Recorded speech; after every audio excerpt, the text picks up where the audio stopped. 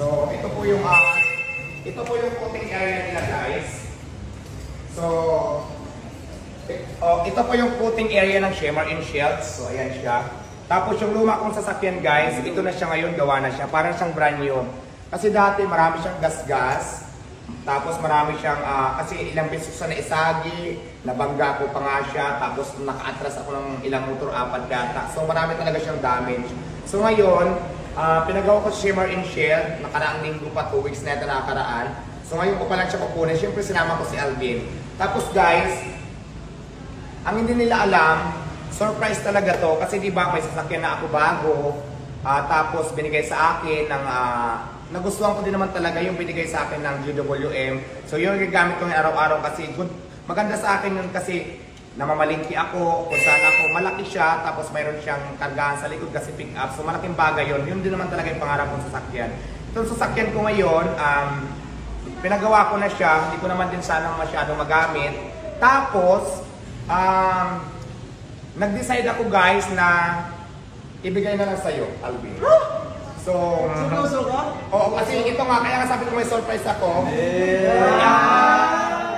Hindi, ito seryoso to. Ibibigay ko na to sa'yo kasi di ba, mag-isa lang din naman ako. Tapos ang una kasi na rason, papabayaan ko na siya at saka siyempre yung parkingan. Tapos, masisira lang. So, nag-decide ako na nagulat si Alvin dahil hindi niya alam na siyang napili ko para bigyan nito.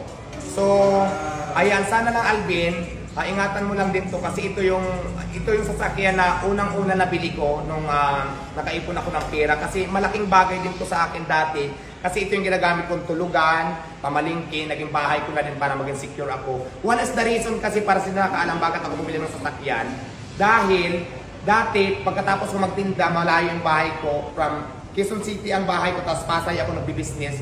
Medyo malayo talaga at saka pagod na ako nung mga araw na yun, hindi ko na kayang umuwi pa sa bahay kasi sobrang pagod na. Ngayon, bumili ako ng sasakyan kasi para maging safe yung gamit ko, maging safe ako na walang mawawala. Kasi pagkatapos ko natin magtinda, natutulog lang ako dyan sa gilid ng tindahan ko. So, kaya ako bumili ng sasakyan dahil para maging safe ako, para rin sa sarili ko sa mga gamit ko. So, ngayon, hindi ko na siya magagamit. Bibigay ko na to kay Alvin. So, ano sabi mo ngayon? Si Alvin kasi guys, malaki din yung naging part na sa akin nung nakakasama ko siya, kung saan kami punta, kung baka nag-edit siya ng aking mga vlog kasi wala akong alam pagdating sa cellphone. So, nag-decide ako na kung mayroon man ako bibigyan, kasi nakatulong naman si Alvin sa akin, kay Alvin ko ibibigay. So, anong masasabi mo naman ngayon? Isang malaking blessing yan. Isang malaking blessing na talagang makatanggap ka ng ganitong sasakyan. Diba? Parang isa sa patunay, no? O pinatunayan na yung mga sinasabi ng basher na bibigyan daw sa sakyan ni Diwata. Baka ito na nga. Ito na ba yan?